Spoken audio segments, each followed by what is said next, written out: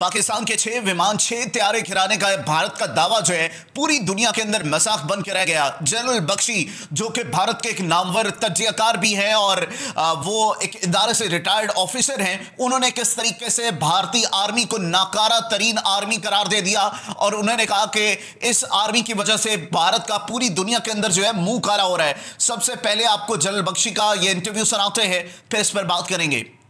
वही समीकरण हो रहा है जो 1971 में था, ठीक है। और तब भी हमने हिम्मत मर्द किया था और मदद खुदा आई थी, ठीक है।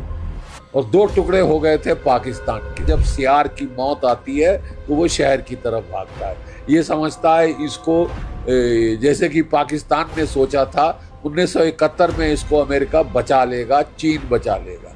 ना अमेरिका बचा पाया ना चीन के।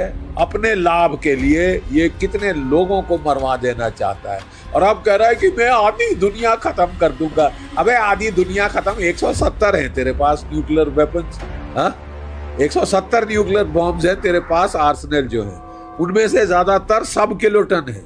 सब किलोटन मतलब 1.5 पौवे 2 पौवे के बॉम्ब जो कि आप जो थे आपने इस्तेमाल रखे थे कि साहब अगर भारत जो है कोल्ड स्टार्ट करे, टैंकों से हमला करे तो मैं चला के टैंकों पे चला के थोड़ा रोकने की कोशिश करूं। एक चीज गिटान बांध ले, पाकिस्तान नहीं बचेगा। अगले 700 साल वहां पे अनाज नहीं उगेगा। 1/5 है भारत के साइज का। अपना पूरा न्यूक्लियर आर्सेनल भी फायर कर दे तो कुछ नहीं कर सकता हिंदुस्तान का, ठीक है। हम अपना पूरा न्यूक्लियर आर्सेनल तेरे पे फायर कर दे, तेरे तो परखच्चे उड़ जाएंगे और हमें न्यूक्लियर आर्सेनल की जरूरत नहीं पड़ेगी। हमारे ब्रह्मोस काफी हैं तेरे लिए, समझ गया। मदीना 2.0 मुनीर, तू बच गया है। ये तो तेरे पे आया था अगला ब्रह्मोस, ठीक है। मरियम कमांड पोस्ट में घुस के बच रहा था, फैमिली को अमेरिका भेज दिया था। तू अमेरिका में घर बनवा ले, वहीं पे रह, वही वो भी तेरे लिए शायद सेफ नहीं होगा। आसिम मुनीर, मुल्ला मुनीर, ठीक है साहब। जो मार पड़ी है ऑपरेशन सिंदूर में उसको वो छुपा के नाटक कर रहे हैं, ठीक है, अच्छी तरह छुपा के नाटक कर रहे हैं। एक चीज जो ऑपरेशन सिंदूर के बाद के बारे में बहुत ज्यादा दुनिया नहीं समझ पाई है, वो पता क्या है? भारत ने 3rd न्यूक्लियर एज शुरू की है।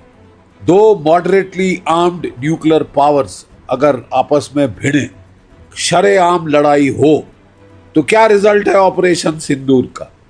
हमारी इंटीग्रेटेड एयर डिफेंस की वजह से उसके मिसाइल, न्यूक्लियर आर्म्ड मिसाइल और नॉर्मल मिसाइल नहीं आ सकते भारत पे।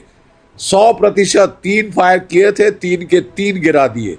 कोई 1200 के करीब ड्रोन फायर किए थे, 90% मार गिराए, ठीक है साहब। हमारी जो न्यूक्लियर जो अम्ब्रेला है, जो air defence, integrated air defence umbrella है, वो तकरीबन लीक प्रूफ है।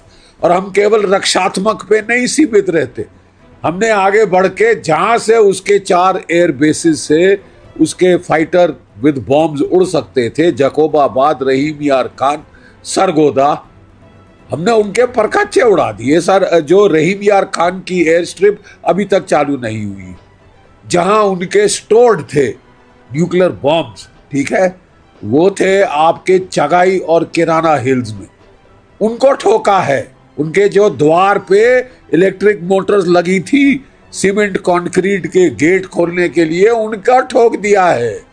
वहां से न्यूक्लियर बॉम्ब निकालना, झूठ मत बोलो, असंभव हो गया है, क्योंकि वहां न्यूक्लियर रेडिएशन कंटामिनेशन है, ठीक है साहब। ये बकवास कर रहा है, ये गीदड़ भभकी दे रहा है। और अब वक्त आ गया है, मैं आपके दूसरे सवाल का भी जवाब दे दूं। जैसे कि उपेंद्र द्विवेदी साहब, हमारे आर्मी चीफ साहब ने बिल्कुल सही कहा है, अब वक्त आ गया है कि इनको आड़े हाथ लिया जाए, once and for all. Lobbying हो रही है अमेरिका में आजकल, और ये सबको पता है, पहले भी थी, और शायद ये कारण है कि जिसके द्वारा वो अपना नैरेटिव सेट कर पाने में काफ़ी सक्सेसफुल हो रहे हैं। अब लॉसेस किसके ज़्यादा हैं किसके कम है ये तो अलग बात है, लेकिन नैरेटिव जो पाकिस्तान का है वो एटलीस्ट जो अमेरिका के अंदर जो उसकी लॉबिंग है, वो काफ़ी हद तक कामयाब होती हुई नज़र आ रही है। दूसरा, आसिफ मुनीर को फिर से इनवाइट किया गया, ये सबको पता है, और वो अब वहाँ पर उनके एक मिलिट्री जनरल हैं जिनका क्या कहते हैं कि फेयरवेल है। अब सवाल ये पैदा होता है यहाँ पर कि भाई दोस्तों, आसिफ मुनीर से इतनी मोहब्बत क्यों है? अल्टीमेटली ट्रम्प साहब जो काफ़ी हद तक उनको पहले लंच भी करवा चुके हैं और अब उनको फिर से इनविटेशन आया है, और 2 महीने के अंदर अंदर दूसरी बार। जी नाज़रीन, आपने जनरल बख्शी का ये इंटरव्यू सुना कि किस तरीके से भारत की तरफ से जो दावा किया गया था कि भारत ने पाकिस्तान के 6 विमान गिराए। अब इस जंग को थमे तकरीबन 2 महीने को होने को हैं, और 2 महीने के बाद इनको याद आया कि हमने पाकिस्तान के 6 विमान, 6 तैयारे जो है वो गिराए हैं। तो एक अजीब मुसीका खेज जो है ये बात है कि आपने उस टाइम प्रेस कॉन्फ्रेंस क्यों नहीं की? उस टाइम तो खड़े होकर आप बता रहे थे कि हाँ, हमें इस जंग के अंदर बड़ा नुकसान उठाना पड़ा है, और हर जंग के अंदर जो है नुकसान होते हैं दोनों तरफ, लेकिन हमें जो है बहुत ज्यादा नुकसान होता है। तो कभी एक तरफ ये बयान दिए जाते हैं और दूसरी तरफ जो है आपके जो कमांडेंट ऑफिसर्स हैं वो ये खड़े होकर कहते हैं कि भाई हमारे विमान गिरे, हमारे तैयारे गिरे। फिर आपकी असेंबली के अंदर जो है सरदार साहब की वो तकरीर आप याद करें, उन्होंने लहरा कर जो है वो पन्ने दिखाए कि मेरे पास तस्वीरें हैं जब जहाज गिरे, तो मैंने वहां पर स्पेशल फोटोज कैप्चर की, और भारत के राफेल तैयारे गिरे, और दुनिया के सबसे पावरफुल तैयारा समझा जाने वाला राफेल तैयारा, वो पाकिस्तान ने कई विमान जो है गिराए।